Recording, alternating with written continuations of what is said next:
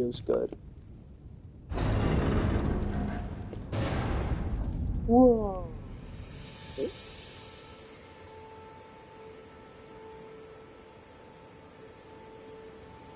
Wow.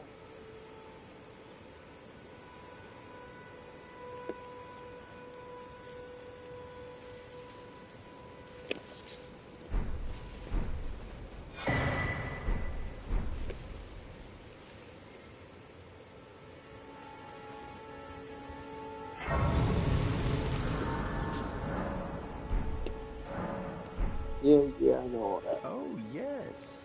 Tarnished, are we? Come, of course you have. Unfortunately for you, however, you are maidenless. Without guidance, you are fated. We're maidenless. Luckily for me. Are you familiar? You may also that. It will leave even if. Great. To castle, the home. It's a castle if you. It's a castle if you. Okay.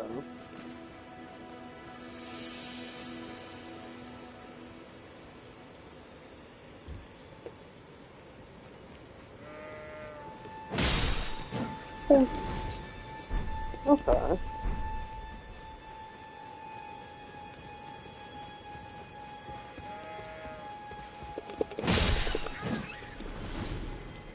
Dang, y'all do not pay much.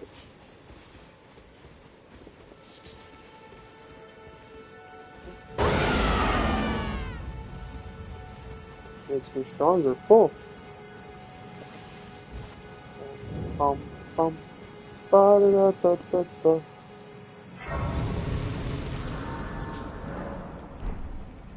There's a.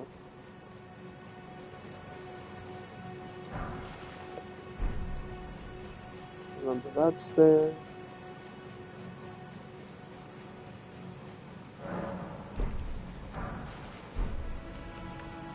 You're a tar, and I can also that you're not then wine. I am Carly. You know, if you can spare, you should buy yourself a crafting kit. A crafting kit allows you to make base essential, really, if you intend to survive out here for any duration. The kit costs a bundle, and I admit I do take, but the important thing is that you survive.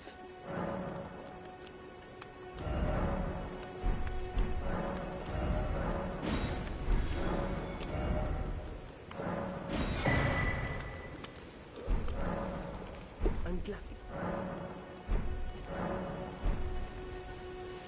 Cool.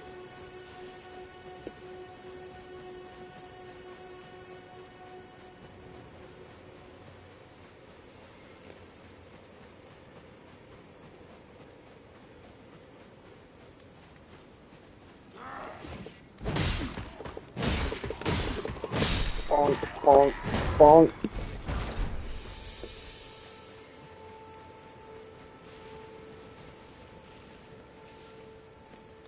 What's the one that's...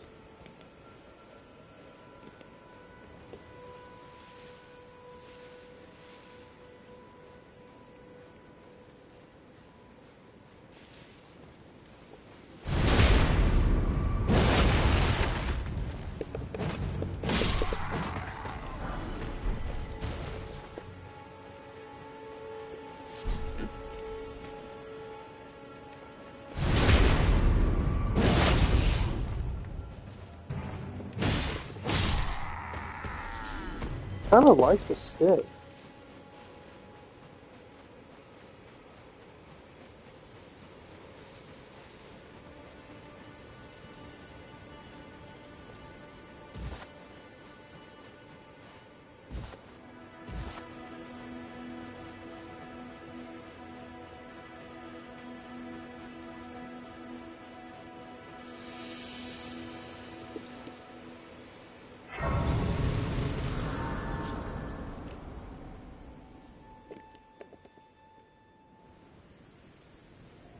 Have you heard of the thing they serve? But you, I can play turning root to aid you. You need only to the foot. Then it's settled. Summon me. Ah, I bequeath. You, it will sub-torrent has treat him with.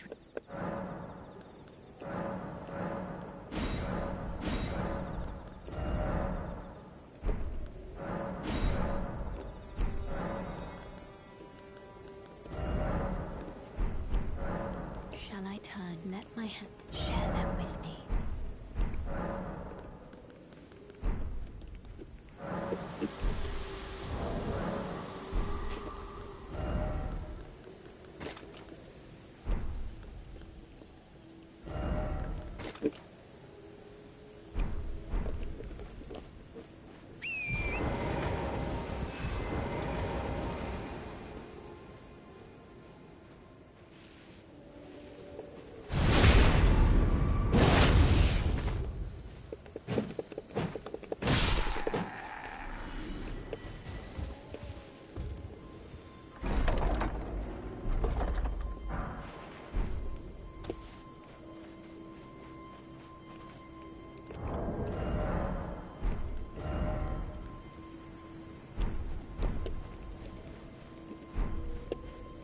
"16 strength."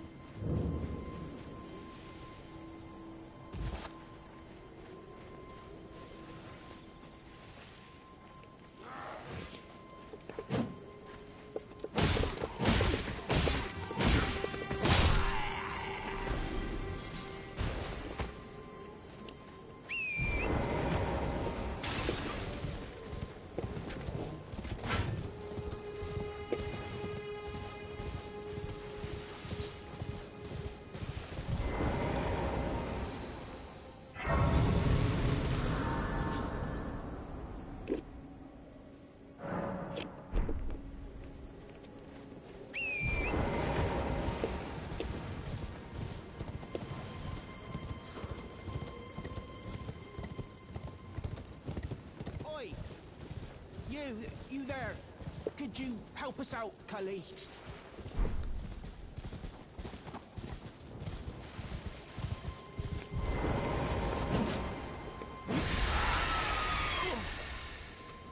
Would you go and do that? Some clue. You were just... Thank you. I was pushed and I ended up... Oh, when they... And so this is all I hope. Or I could... They're not... Right, I'm... Right, I'm...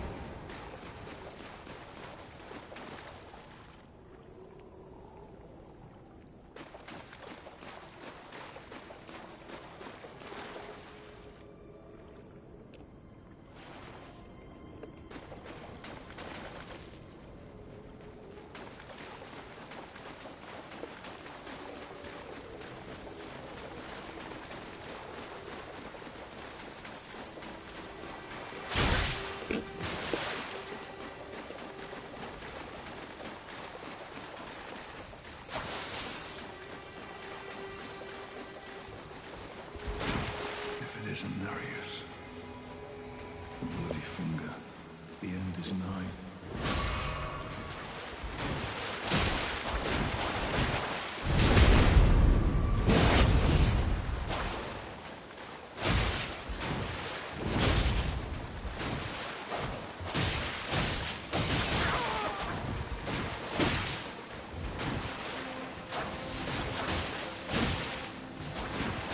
Kill him.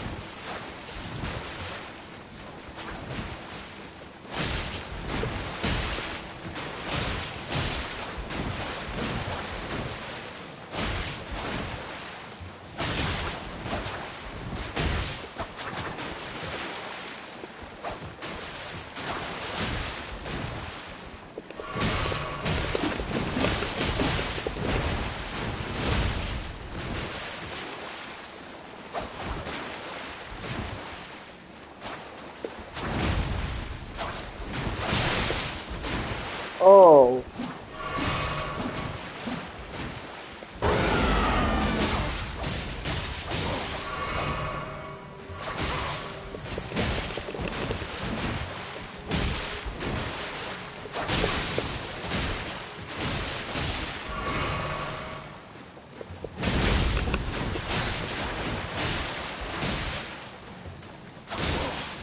Finish him, Yura. Come on, he's too hard for me.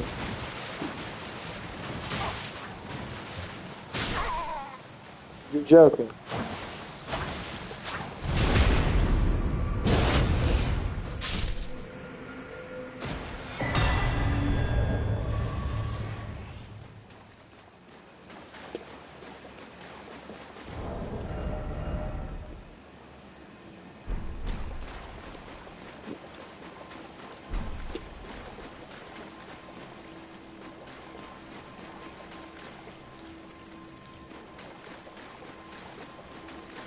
Just joining the fray.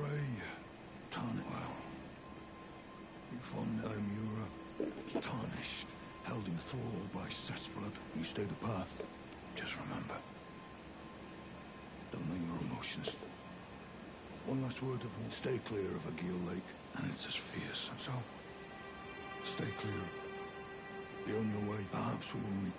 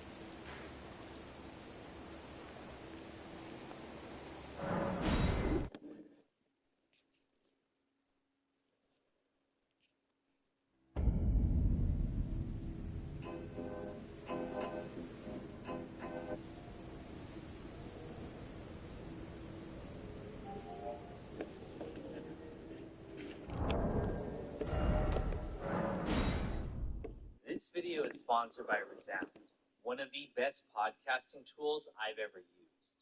If you have any interest in creating a podcast or editing audio, the show is about his rise. Go for more information. We all know Tony Soprano as the iconic boss of the North Jersey Mafia. The show is about his rise and fall over the course of the show's 6 seasons. However, fans will remember that he didn't start out as boss. In the beginning of the first season, that role was filled by Jackie Aprile. Jackie Aprile Sr. was the acting boss at the start of the show, while the family's actual boss, Eric Lee DeMeo, was serving what is presumably a life sentence in Springfield. However, still for more information. We all know Tony Soprano as the iconic boss of the North Jersey Mafia. The show is about his rise and fall over the course of the show's 6 seasons. However, fans will remember that he didn't start out as boss. In the beginning of the first season, that role was filled by Jackie Aprile. Jackie Aprile Sr. was the acting boss at the start of the show, while the family's actual boss, Eric Lee DeMeo, was serving what is presumably a life sentence in Springfield. However, Jackie isn't around long, as he's only introduced in the 2nd episode of the show and dies in the 4th from stomach cancer. Jackie's death then sets off a conflict between Tony and his uncle over who would take over the position. Though Jackie is a relatively minor character in terms of his appearance on the show, he's also one of the most intriguing. He's portrayed as a highly competent mobster with deep relations with other major characters, but his short screen time has left many fans wondering what to make of him. So, in this video, let's examine everything we know about the man. Maybe I should name the successor. Day and age? Who wants the fucking job? Giacomo Michael Aprile, known as Jackie for short, was a childhood friend of Tony's. He and Tony got into trouble together growing up, and it's implied that Jackie was more of a leader in these situations. Tony seemed to really respect and idolize Jackie, and Jackie was actually the one who had the idea for them to rob Beach LaManna's card game. And I gotta give you 5 credit for this. He had balls as big as an Irish broad's ass. When the boys reached their early 20s, they formed their own crew along with Ralph Cifaretto and Silvio Dante. They did little scams like we see other younger guys do on the show. However, not satisfied with this, Jackie suggested that they rob Beach's card game in an attempt to win respect. After taking it down, a sit-down was held and some of the money was returned. However, thanks to Tony's father and Jackie's older brother Richie being made guys, they faced no serious punishment and actually became respected as serious players. Jackie and Tony were then on the fast track to getting made. We know that Jackie did a few stints in prison during this time. Fabian Petrulio, the informant that Tony sees in the episode College, did time with Jackie in Lewisburg. However, it doesn't seem like any of these counts were long, and Jackie was able to maintain his position within the mob. Eventually, Jackie and Tony both became captains in the family. Tony took over his father's crew after he died, and we can assume that Jackie took over his brother Richie's after he went away to prison. We don't know much about Jackie's early days in the mafia, but it's stated that both he and Richie moved heroin to make money. I moved a lot of HVU and your brother, and you guys made the lion's share. When the boss of the family, Eric Lee DeMeo, was sent to prison, there was a conflict over who would take over for him.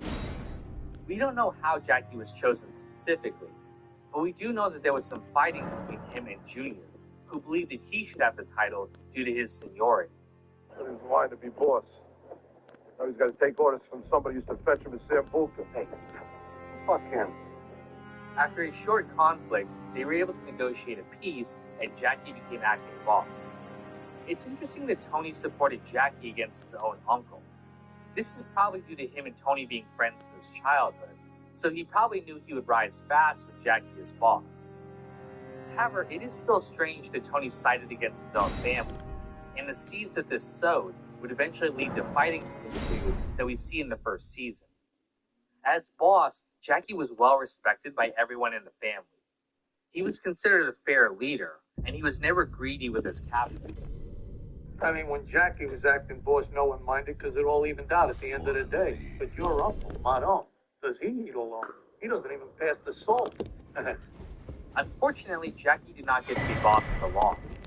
After a few years, he was diagnosed with stomach cancer, and despite treatment, he eventually passes away. His death is devastating for Tony, who has to watch one of his oldest friends fade away. But Jackie, see this strong, beautiful man. Just wither away to nothing. Overall, Jackie is a very intriguing character. His rise to power is unusual for someone his age, and it just makes me wish we knew more about him. What was it about him that made him so successful? Why did Tony, a man known for his pride and contempt for authority, follow Jackie so devotedly? And he doesn't just seem to be him. Of the few times he's mentioned, he's practically worshipped. I gotta tell you, your brother Jackie was like a fucking god. Great leader. However, as successful as Jackie was as a mobster, his biggest failing was as a father.